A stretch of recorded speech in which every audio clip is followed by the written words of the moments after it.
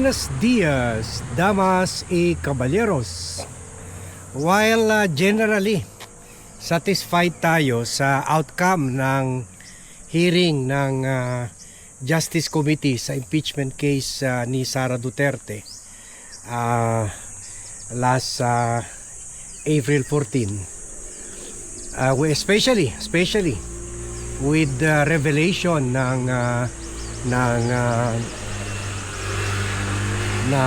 Commission on Audit doon sa final ruling nila sa 125 million confidential funds, kung saan dinisallow nila at declare nila illegal yung 73 million na gastos doon at pinapabalik nila kay Sara Duterte pati yung mga ibang opisyales ng DepEd. So mag-okay yun. At saka yung testimony ni Madriaga, lalo na yung pag-submit niya ng waiver sa bank secrecy law, at yung testimony ng NBI and the National Statistics Office, okay yun lahat. Pero disappointed lang tayo sa mga ahensya na hindi sumipot at hindi rin nagbigay yung records contained in the affidavit at testificandum, yung order ng Justice Committee ng House of Representatives for them to present the documents, especially coming from the Office of the Ombudsman,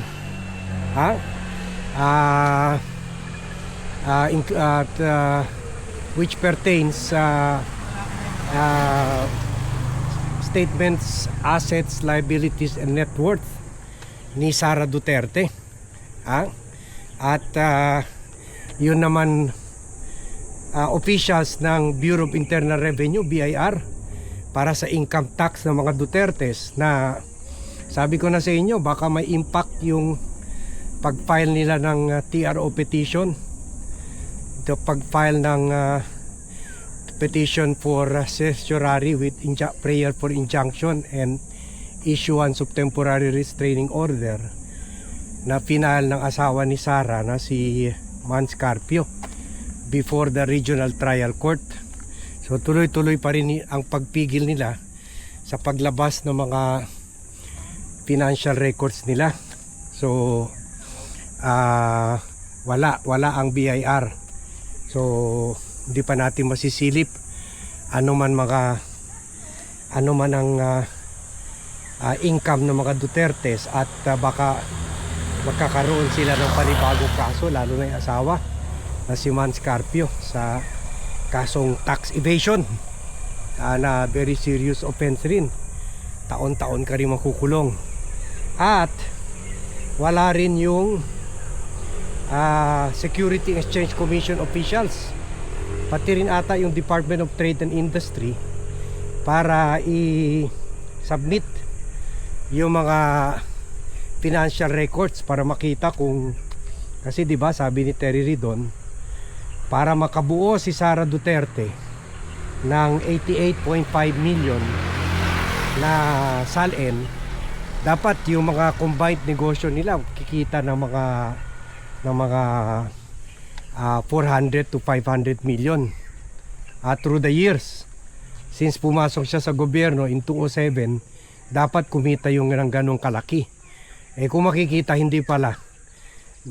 Dami firm lang, mga dami corporations lang pala yun, para ipakita doon nanggagaling yung pera nila, samantala nanggagaling talaga sa pagnanakaw yung pera nila.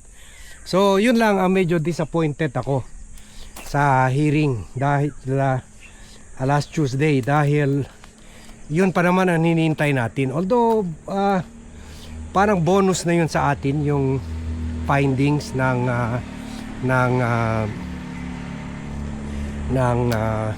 Commission on Audit. Yun, doon naman talaga nakasentro yung issue ng confidential funds. Pero sayang, kasi sana mas mapasakamay na.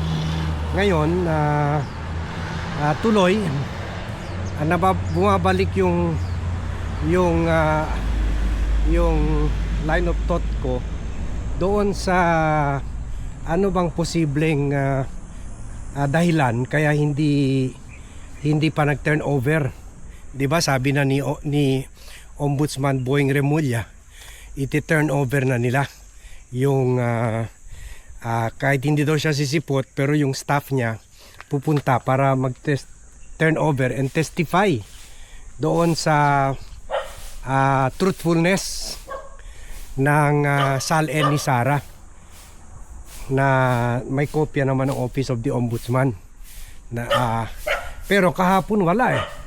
So ang possible explanation lang dyan, baka hindi rin pa nag-submit ng House yung SALN ng bagman bagman ni former Speaker Martin Romualdez, yung si Soponias alias Ponyong, na naging Deputy Secretary General ng House of Representatives during the administration or leadership of Speaker Martin Romualdez. At marami daw talagang alam ito, kaya hinahabol ito nila Boying Remulla. So yun ang nakikita ko possible explanation. Baka hindi pa na-submit yung SALN nun, kasi hiningi rin nila Boying. Sabi niya, paano yan? Di ba sa previous vlog natin, sabi niya, paano yan? Kami ready kami to comply with your order to submit the SALN of Sara Duterte. Pero dapat isubmit nyo rin sa amin yung SALN ni Soponias, na nakita naman natin ang net worth could be 1 billion. 1 billion. Yung mga lima ata ang kwanon, Land Cruiser at yung mga heavy equipment sa kanya construction company, pwede umabot ng 300 to 500 million ang halaga. Mga bahay, mga resort at maraming ari-arian, mga super class na bahay yung compound niya. 4 na bahay 4 na parang isang congressman dito sa amin. 4 rin ang sa isang compound, 4 ang bahay. At may isang bahay pang parking lang ng kotse na naka-aircon pa. So parang gano'n rin itong si Ponyong na maleta boy ni Martin Romualdez, at susi daw para mahabol si Romualdez. So hindi lang man SALN nito ang hinahabol nila Remulla, pati SALN na rin, of course, ni Martin Romualdez at iba pang congressman na contractor na nasangkot rin dito sa 2 trillion flood control anomalies. So that could be the reason na kahit after nag-declare na si Boying Remulla na they will comply with the subpoena Duces Tecum, hindi nila ginawa yan. So that could be the explanation why. So that is serious, kaya dapat i-share nyo itong vlog, i-like nyo itong vlog para mapunta ito sa inbox ng leadership ng House of Representatives. Dapat i-turn over na nila yung mga dokumento, pati yung impeachment apektuhan na. Wag na nila protektahan si Romualdez at saka itong si Soponias.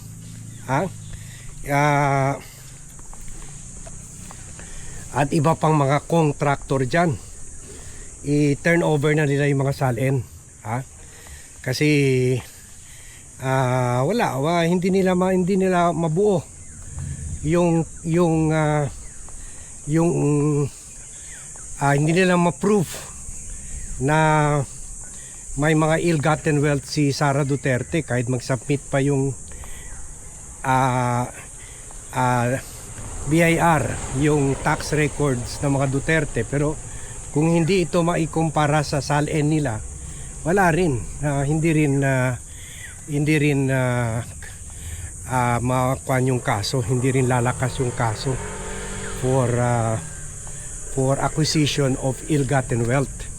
Yan naman ang gusto nila i-prove with that SALN, with the acquisition of the documents relating to Sara Duterte's SALN, na ngayon ay parang ayaw ibigay ng Office of the Ombudsman. So yan, so we hope with some pressure from us mga netizens,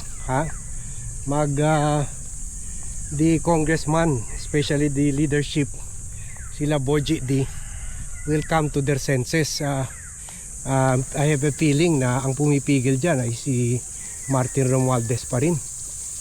Kung ganyan, parang guilty talaga siya eh. Kasi otherwise, hahayaan na lang niya i-submit yan sa ombudsman. Pero yun, talagang may tinatago sila. Parang sila Sara, sila Romualdez eh. Kung si Sara hinaharangan yung impeachment hearing, ito rin sila Romualdez hinaharangan yung preliminary investigation ginagawa sa kanya nila ng Office of the Ombudsman. So let's hope may submit na nila yung mga SALN ni Romualdez at yung maleta boy niya at ibang kongresista para baka sa next hearing, kung hindi pa ma-TRO, andyan na rin, makukuha na rin nila sa ombudsman, ma-turn over na rin ng ombudsman yung kopya ng SALN ni Sara Duterte. So thank you very much everyone for watching. Thank you very much for joining me in this vlog. Good morning to all and see you in my next vlog.